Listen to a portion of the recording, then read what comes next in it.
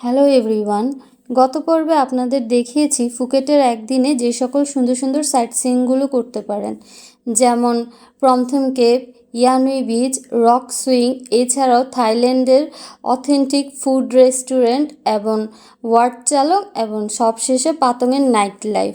যদি সেই ব্লগটা এখনও দেখে না থাকেন, আমি ডেসক্রিপশনে লিঙ্ক দিয়ে দিব, আপনারা দেখে নেবেন এবং ভিডিও শেষে এন্ড স্ক্রিনেও থাম্বনেল অ্যাড করে দিব। এই ব্লগে দেখাবো থাইল্যান্ডের সবচেয়ে আইকনিক আইল্যান্ড ফি ফি আইল্যান্ড, যেখানে নেচার এবং বিউটি একসাথে সব মিলে প্রতিটা মুহূর্ত পোস্টকার্ডের মতো সুন্দর। এই আইল্যান্ডে যেতে আপনাদের কেমন খরচ পড়বে, কীভাবে যেতে পারেন এবং কোন কোন প্লেসগুলোতে ভ্রমণ করতে পারেন, সকল কিছু এই ব্লগে দেওয়া থাকবে। তো ব্লগটা না টেনে পুরোটা দেখবেন, আশা করছি আপনাদের ভালো লাগবে। সকাল সকাল আমরা রেডি হয়ে বের হয়ে পড়ি গাড়ির জন্য। গাড়ি একদম অন টাইমে চলে এসেছিল। এখানে গাড়ি সার্ভিস এরা সব কিছু একদম অন টাইমে চলে।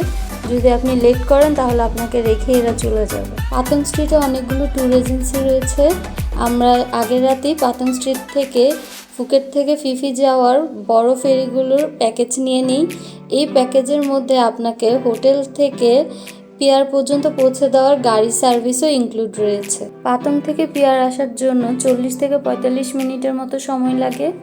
আমরা আগের রাতে যে প্যাকেজ বুক করেছিলাম সেই স্লিপটা এখানে দেওয়ার পরে আমাদের টিকিট দিয়ে দিল। আপনারা চাইলে পিয়ারে এসেও টিকিট করতে পারেন, তবে আমার মতে আগের রাতে পাতং স্ট্রিট থেকে বার্গেনিং করে কোনো একটা প্যাকেজ নিয়ে নাও, তাতে করে আপনারা ট্রান্সপোর্টেশনও ইনক্লুড থাকবে।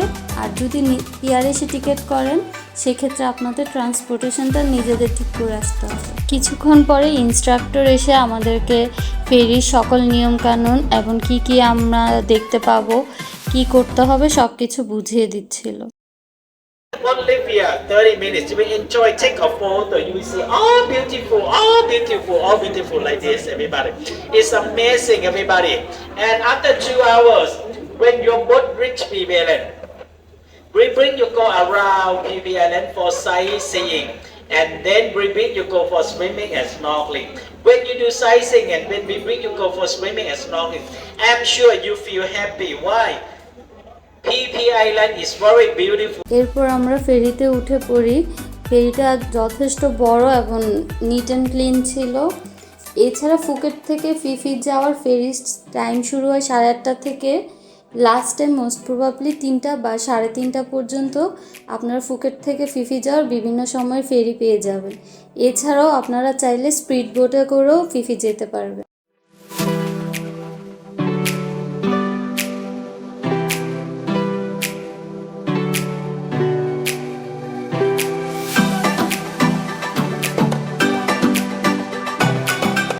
ফুকেট থেকে ফিফি যেতে প্রায় 2 ঘন্টার মতো সময় লাগে। এই 2 ঘন্টা আপনি আন্দামান সাগরের উপরে ঘুরে ওঠা অনেক সুন্দর সুন্দর কিছু লাইমস্টোন দেখতে পাবেন। এছাড়া যদি খুব লাকি হন তাইলে ছোট ছোট শার্কেরও দেখা পেতে পারেন। অনেক সময় এখানে সি বার্ডও দেখতে পারেন আপনারা। আমরা যে ফেরিতে টিকিট করেছিলাম সেটার নাম হলো ফিফি ক্রুজার। এখানে আমাদের পার পার্সন পড়েছিল 450 বাত করে।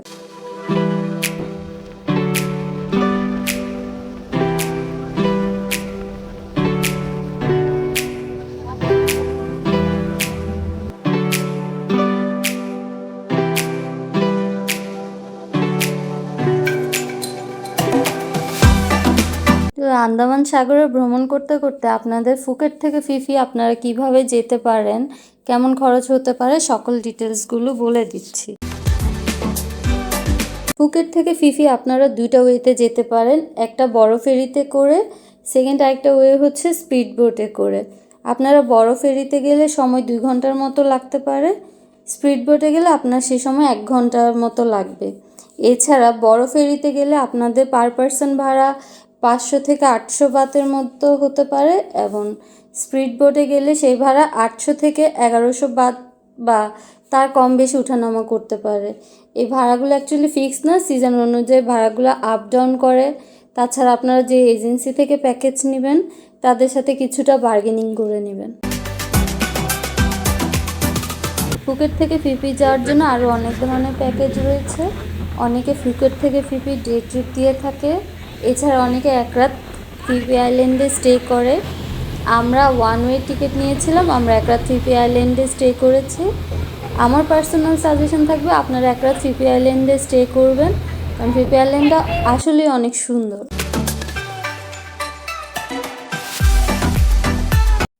বড় ফেরিতে করে এলে অসুবিধা হচ্ছে, আপনি থাকার কারণে পরের দিন যে প্যাকেজ নিয়ে যে আইল্যান্ডগুলোতে নামতে পারবেন, বড় ফেরিগুলোতে আসলে সেখানে নামানো হয় না, ফেরি থেকেই তাদেরকে সেই জায়গাগুলো দেখানো হয়।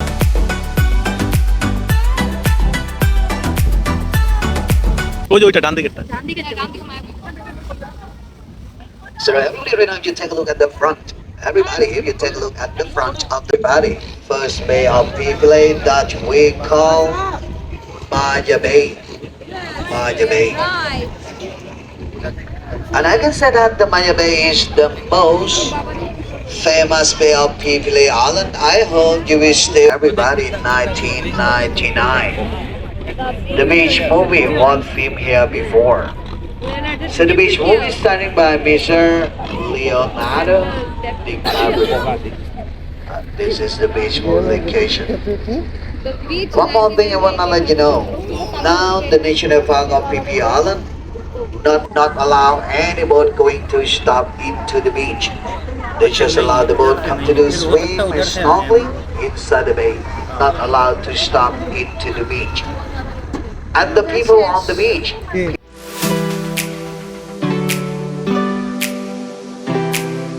The second day of Piglet we call Lo Sama Bay. Lo Sama Bay is a good place to do snorkeling inside and also a good place for scuba diving around the front as well. Right now, if you take a look inside Lo Sama Bay, you will see many small boats, also speedboat and also a long tail boat. Because of this is the place that will drop some passenger, walk across to. ফেরি থেকে আমাদেরকে মায়া বে, ফিলে লাগুন, biking কেভগুলো দেখাচ্ছিল, instructor এগুলো details বলছিল। কিন্তু আমরা যেহেতু ফিবিতে এক রাত স্টে করব, তাই আমরা কালকে 4 আইল্যান্ডের প্যাকেজ নিয়ে এই প্লেসগুলো ডিটেলসে ঘুরে দেখাবো। বড় ফেরিতে করে আসলে মায়া বে, ফিলে লাগুন এই প্লেসগুলো আপনাদেরকে ফেরি থেকেই দেখানো হবে। যদি আপনারা এক রাত ফিফিতে থেকে পরের দিন 4 আইল্যান্ডের প্যাকেজ নিয়ে আসেন, সেই ক্ষেত্রে এগুলোতে এসে আপনারা নিজেরা নেমে এক্সপ্লোর করতে পারবেন।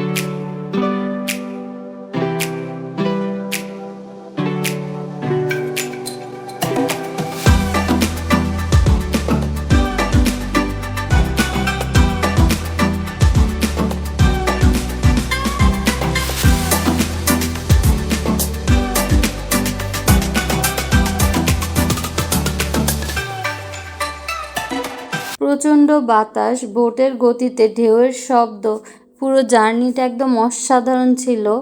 আমরা কিছু দূরে দূরে স্পিড বোট, সি বার্ড দেখেছিলাম, দূরের কিছু সুন্দর লাইমস্টোন, স্বচ্ছ নীল পানি আর এন্ডলেস একটা সি ভিউ দেখতে দেখতে আমরা কখন যেন ফিফিতে পৌঁছেছি।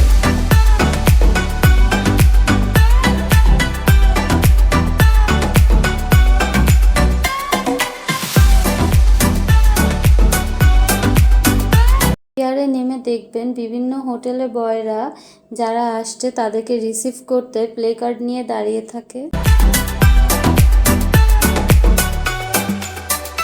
ফিফি আইল্যান্ডটা অনেক ছোট্ট একটা আইল্যান্ড, এখানে কোনো যানবাহন চলাচল করে না। আপনাকে পিয়ার থেকে নেমে হোটেল পর্যন্ত যেতে হলে হেঁটেই যেতে হবে।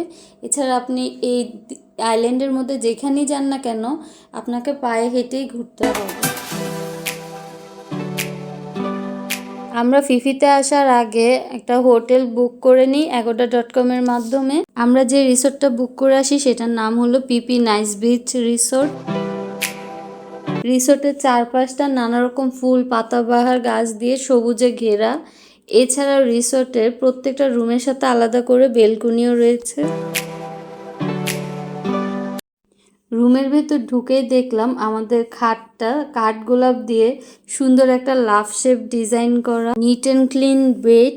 এছাড়াও একটা বড় মিরর, আলমারি রয়েছে, সে ছোট্ট একটা ফ্রিজ আছে, কেটলির ব্যবস্থা রয়েছে।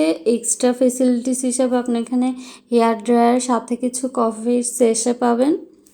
এছাড়া এই রুমের সাথে অ্যাটাচ ওয়াশরুমটাও নিট অ্যান্ড ক্লিন ছিল এবং ভালোই বড় ছিল।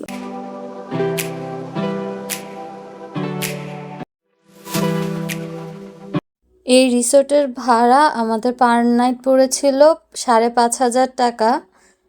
চলুন রিসোর্টটা একটু আপনাদের ঘুরিয়ে দেখাই।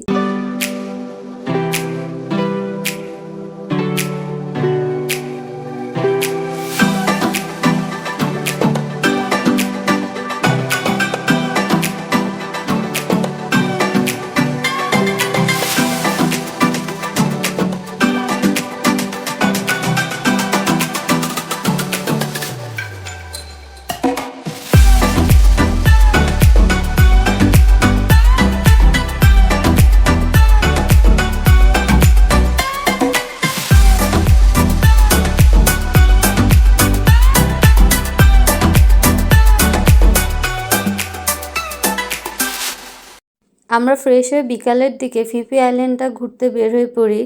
এই ফিফি আইল্যান্ড এক পাশে সমুদ্র আর এক পাশে বিভিন্ন ধরনের রিসোর্ট, এছাড়া বিভিন্ন ফুড শপ, তাছাড়া বিভিন্ন ধরনের প্যাকেজ নেওয়ার অনেক এজেন্সির দোকান রয়েছে এখানে।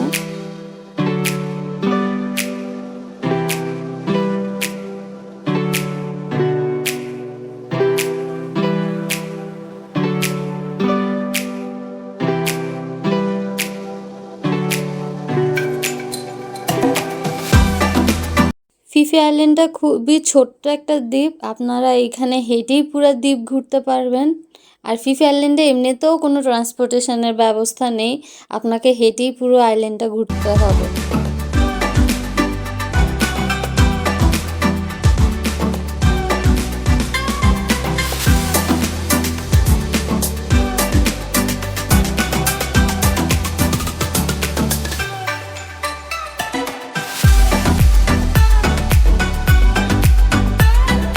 যারা স্নর্কেলিং বা স্কুবা করতে চান তারা এখানে অনেকগুলো শপ পেয়ে যাবেন, সেখান থেকে আপনারা প্যাকেজ বুক করে নিতে পারেন।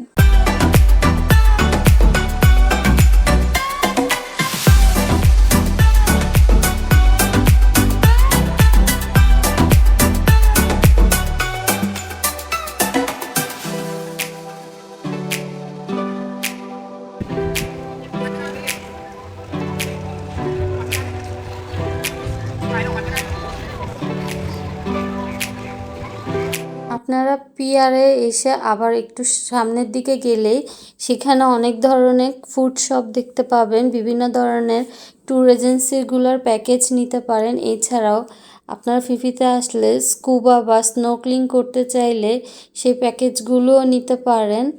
তো আমরা এই মার্কেটটা ঘুরে ঘুরে দেখছিলাম। এছাড়াও এখানে অনেকগুলো 7-Eleven রয়েছে, আপনারা সেখান থেকে খুব রিজনেবলে ফুড খেতে পারেন। এই জায়গায় অনেকগুলো মানি এক্সচেঞ্জ বা এটিএমের বুথ রয়েছে, তবে আপনার মানি এক্সচেঞ্জটা ফুকেট থেকেই করে আসবেন।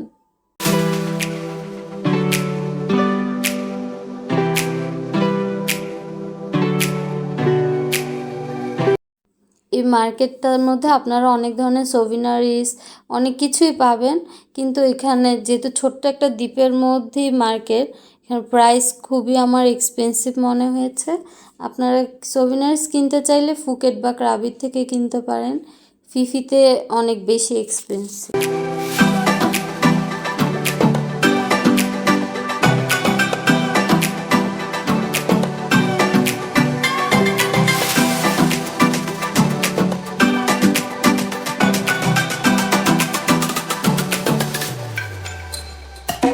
আমরা হাঁটতে হাঁটতে চলে আসি ফিফি ভিউ পয়েন্টে। এখানে 3টা ভিউ পয়েন্ট রয়েছে। এই ফিফি ভিউ পয়েন্ট থেকে অসাধারণ সুন্দর সানসেট দেখা যায়। এই সিঁড়িগুলো দিয়ে উঠে আপনাকে ফিফি ভিউ পয়েন্টে যেতে হবে। সিঁড়িগুলো খুবই খাড়া আর অনেক উঁচা। সিঁড়িগুলো দিয়ে ওঠা খুবই টাফ। যদি কষ্ট করে উঠতে পারেন তবে অসাধারণ একটা ভিউ দেখতে পাবেন এখান থেকে।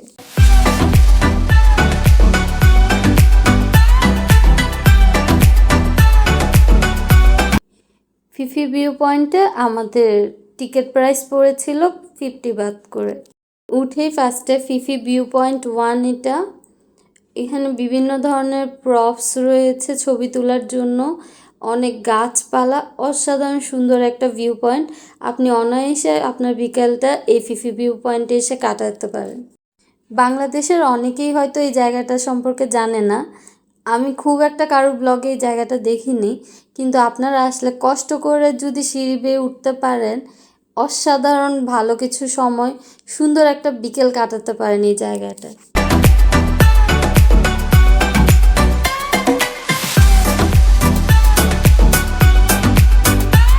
উপর থেকে পুরো ফিফি আইল্যান্ডের সুন্দর একটা ভিউ দেখতে পাওয়া যায়।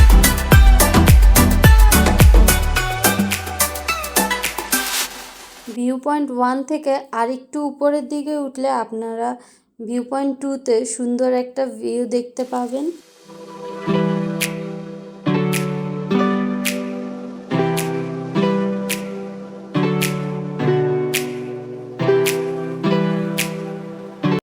এই ভিউটা হলো ভিউ পয়েন্ট 2 থেকে একটা ভিউ। আরও বেটার ভিউ দেখতে হলে আপনাদেরকে ভিউ পয়েন্ট 3তে যেতে হবে।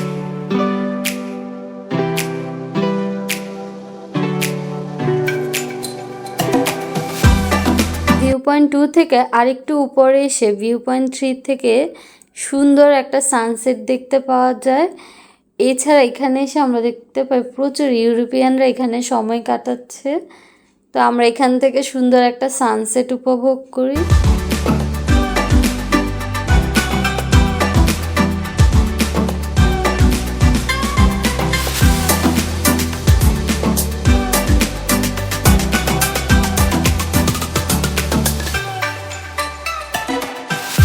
আমরা যেহেতু রোজা রেখেছিলাম তাই আমরা এত সুন্দর ভিউ উপভোগ করার সাথে সাথে আমাদের ইফতারটাও সেরে নিই। পুরো বিকেলটা আমরা এই সুন্দর ফিফি ভিউ পয়েন্টে সময় কাটিয়েছি।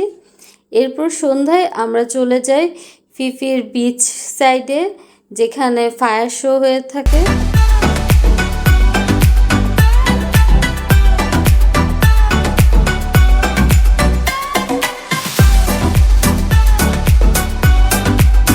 এই 7-Eleven থেকে এই ফার্স্ট টাইম কিটক্যাট আইসক্রিমটা খেয়েছিলাম। আমার কাছে এই আইসক্রিমটা ভালোই লেগেছে। সন্ধ্যায় আমরা চলে আসি ফিফির বিচ বার সাইডে। এখানে স্লিংকি, ফ্রিডম বার, আরও অনেকগুলো বার রয়েছে। এখানে সবগুলো বারে সন্ধ্যার টাইমে ফায়ার শো হয়ে থাকে। এই ফায়ার শোগুলো আপনারা এনজয় করতে পারেন।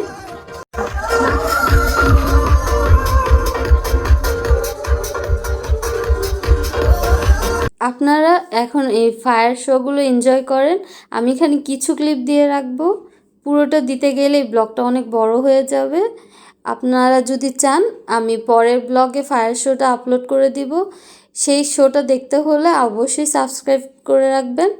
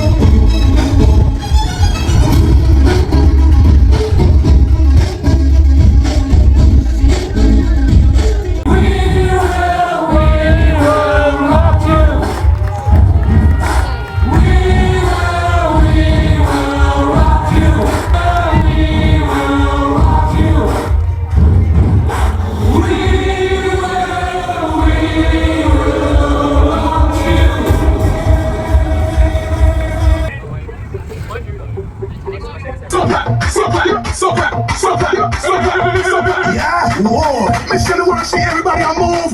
Dance a little, that man coming at you. We just want to pick up QTV.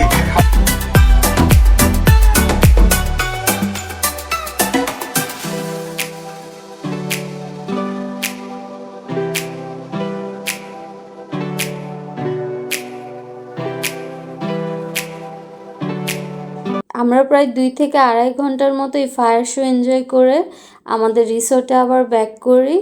এখানে এসে আমরা আমাদের রাতের ডিনার শেষ করি। রাতের ডিনার আমরা 7-Eleven থেকে একটা সেট মেনু নিয়ে এসেছিলাম। এরপর আমরা প্রায় রাতে 2টা-2:30টা পর্যন্ত এই বিচ পাড়ে বসে আড্ডা দিই। সমুদ্রের শব্দ সব কিছু মিলে আমরা রাতটা অনেক এনজয় করেছি।